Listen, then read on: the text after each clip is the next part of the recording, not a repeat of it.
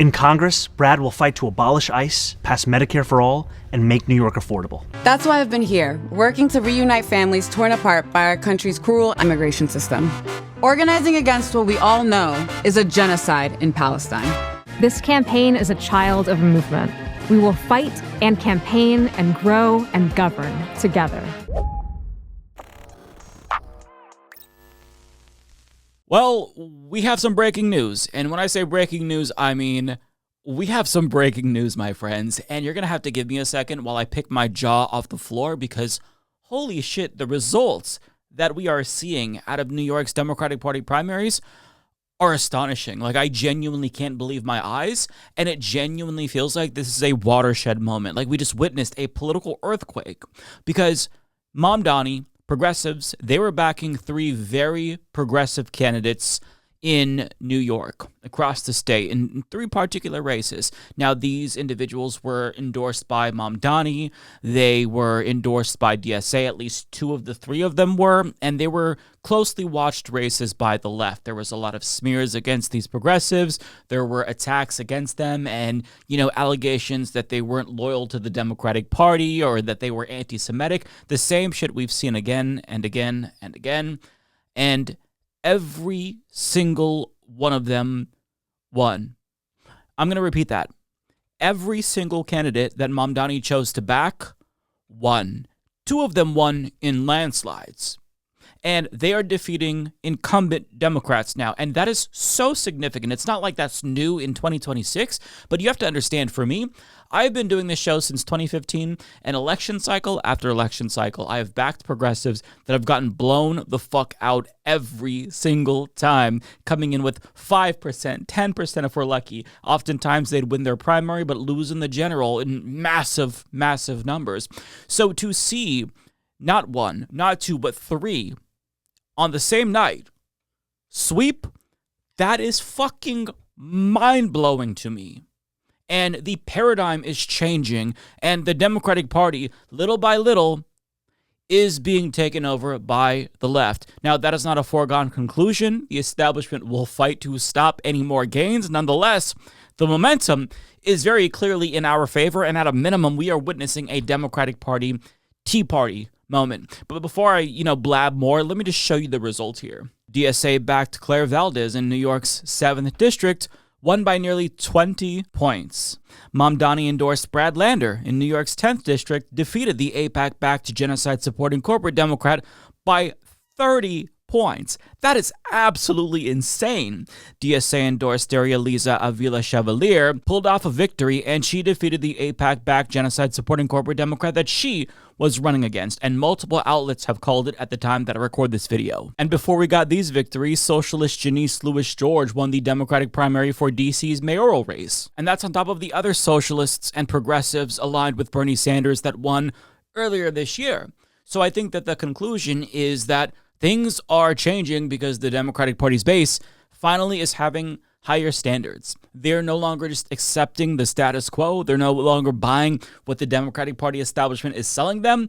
And they're opting for something significantly different, which is democratic socialism. And this is a reminder that if you have not joined the Democratic Socialists of America, now would be a very good time to do so, because they're the only organization in this country that is actually making a change electorally. They are fundamentally reshaping the Democratic Party election after election, and I think that that requires us to support them as much as we can monetarily, going to DSA meetings, because this is very clearly our ticket to actual power in this country for once, right?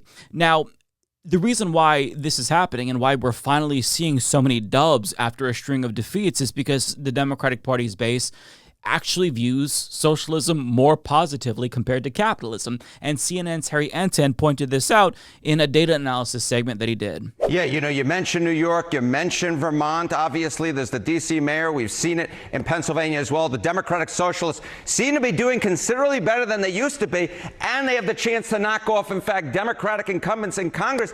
And part of the reason for that, why we're seeing these Democratic Socialists having such good chances or outright winning nominations, is take a look here. here, net favorability among Dems, Democratic Socialists of America, look at that. A plus 17-point net favorability rating among Democrats. That is actually better. That is better than how congressional Democrats are viewed by Democrats at just plus 4 points. So no wonder that Democratic Socialists have such a good chance, because simply put, they are a better brand at this point than Democrats in Congress. Among Democrats, it's interesting to see who they like more. All right, and you've used this number before. I always find this fascinating. When you compare socialism to capitalism, how are they doing right now? Yeah, how are they doing right now among Democrats? You see this Democratic Socialists of America more positive than congressional Democrats. And I'll tell you, take a look at the trend line, the favorable rating among Democrats on socialism and look at this. In 2010, they were about equal. 50% had a favorable view of socialism. 51% said the same about capitalism. But capitalism has absolutely fallen through the floor. Look at this. It's now just 42% of Democrats who have a favorable view of capitalism. Socialism, on the other hand, up like a rocket. Look at this. 2 in 3 Democrats have a favorable view of socialism. So socialism is on the rise among Democrats. Capitalism is on the decline among Democrats. And again, this is part of the longer-term trend in which we are seeing. And you love to see it. And honestly, I can't believe that I'm seeing this, because this is something that I never could have foreseen. Even when I started this show back in the 2010s, socialism was still a heavily stigmatized word, and I would refrain from saying the word socialist and just criticize capitalism and talk about anti-capitalism, because I really didn't want to scare away any liberals who might otherwise be receptive to that message. But now, to attach that label to yourself is doing you a political benefit, since the majority of the Democratic Party's base, they like socialism. That's what they like. And listen, there's going to be fear, especially among the centrists and liberals within the Democratic Party and some media pundits, that, oh, well, this is going to make them less electable. But here's the thing that everybody needs to acknowledge once and for all. It doesn't matter what you are. They're going to call you a socialist and a communist no matter what. They were calling Joe Biden and Kamala Harris a communist. The far right in the UK is calling Keir Starmer a communist. So why would you run away from that label when, one, it's popular, and two, not running away means you get to define it? When you allow others to ascribe that label to you, you are letting them set the terms of what that means. Like, these are descriptors with actual meanings, and by explaining, yes, I'm a socialist, here's what that means, you remove the stigma and you disempower the people who are attacking you for being a socialist. It's no longer a naughty word. Socialists aren't the boogeymen. Capitalists are in power now, and what we're seeing is what they told us socialists would look like. And this meme that I came across on Twitter demonstrates what I'm talking about. So things are changing. And another thing to point out, aside from, socialism, is that the usual tactics to slander left-leaning candidates, they're just no longer working. I mean, if you look at the race between Brad Lander and Dan Goldman went out of his way to accuse his opponents of being anti-Semitic because they claimed that he supports a genocide. Now, the problem is that, objectively speaking, he was supporting a genocide, not just rhetorically and politically, but materially by voting to send weapons to Israel that they were using to commit a fucking genocide. And I'm so thankful that the Democratic Party's base, they saw right through it. They saw through it with Mamdani, and they're seeing through it with other candidates. And they haven't changed their strategy. And it's obvious why these same Democratic Party gatekeepers who keep doing this shit were losing to Republicans, because they don't know how to adapt. And that's good for us. But you can see how the tactics that they typically use to slander people opposed to genocide, it just doesn't work. And all of the fear-mongering about socialism and, these leftists who are too unrealistic, it just doesn't work, because when your party has been in power for so long, when the gatekeepers, when the establishment has had control of the party, and we just watch the country slide into authoritarian fascism, you no longer get to say that it's us who's irresponsible, because you're the irresponsible ones for letting things get so bad that the country got conned by a con man like Donald Trump in the first place. So this argument from the Democratic establishment that we're the more electable ones, when you just handed the country to Trump again, it just no longer has any weight whatsoever. And then when you see who's actually fighting, it's clearly the left and not the centrists. In fact, centrists are aligning with Republicans to give Trump the power to censor the internet. I have a video on that coming out on Thursday. So it's just, you see this, you see corporate Democrats not opposing ICE, not doing enough to fight Donald Trump. And it's no surprise to see the Democratic Party's base just get fed up and say, you know what, fuck it. I'm done voting for these people who've been in office forever. I'm opting for something different. It truly is a Democratic equivalent of the Tea Party moment, where every single incumbent is at risk if they don't change. If they don't fight Donald Trump, if they don't adapt and become more progressive, they don't have to call themselves socialists, but if they don't at least try to placate the left by offering us policy concessions, they could get kicked to the curb.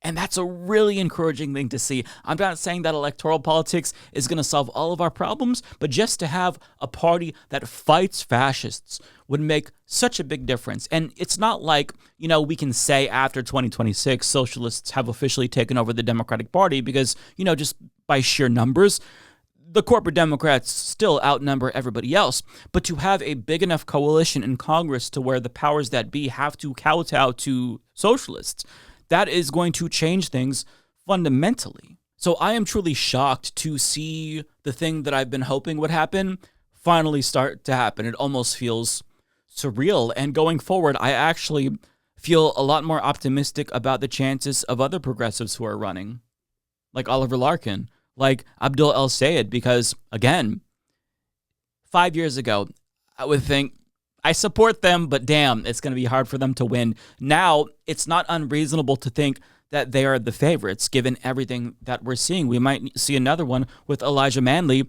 in Florida. He might actually be the individual to take down Debbie Wasserman Schultz.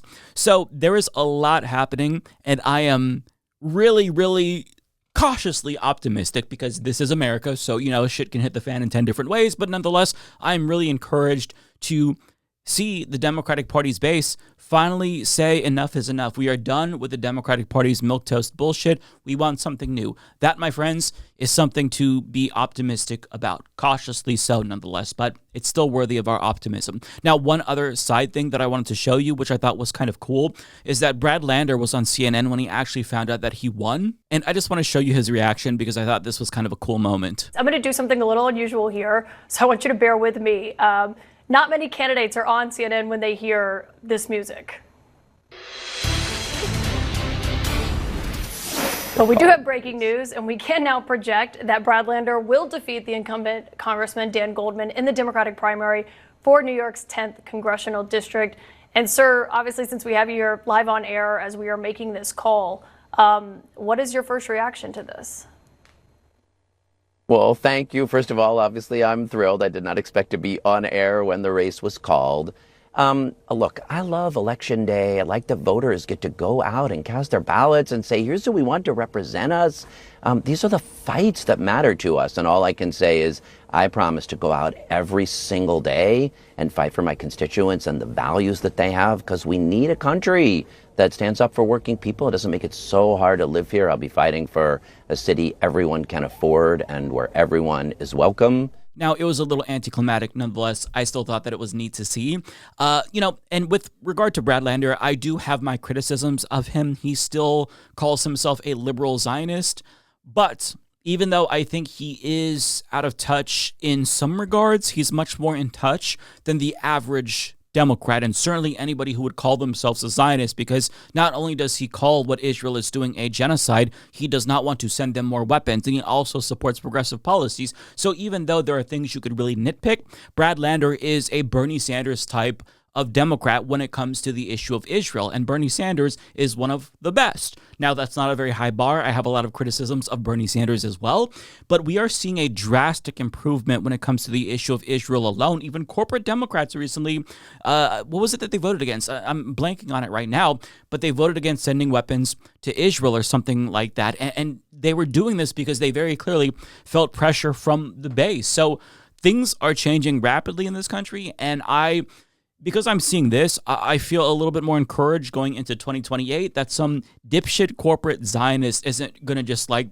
flow through the primaries with ease. They're actually going to have to fight for it, and they may be at a disadvantage given what we're seeing now. So, that's still too early to talk about. Nonetheless, I am over the moon when it comes to these results. I'm looking at the numbers, and I'm fucking shocked to see this. How is this fucking real? How am I not being pranked? It's wild because there's a lot of shit that I see in the United States that really forces me to question my own sanity. And it's like, how is this shit even fucking real? But then you see this and it's like, all right, now I'm questioning my sanity in a good way. So maybe we're kind of reaching that point where, things have to get worse before they get better. And maybe they've gotten so bad that it's all downhill from here. Knock on wood, because again, it's America. Always hope for the best, but expect the worst. Still, I'm happy. And I think we all deserve to celebrate these victories, because 3 fucking wins in a night. Mamdani is the new kingmaker. He is remaking the party in the image of progressives like Bernie Sanders and all the other leftists who are like holding it down for all of the other Democrats who suck. The few, like the small handful of Democrats like Summer Lee and Ilhan Omar, they've been holding it down, and now they're going to get a massive boost in Congress with a lot more people who are like-minded. So fuck yeah, I'm living for it. I'm happy, and yeah, let's take this win. Let's not be a little bit cynical or overly cautious in our optimism. Let's actually just give ourselves a moment to pat ourselves on the back, because goddamn do we deserve to take a fucking win after the last decade that we've been through.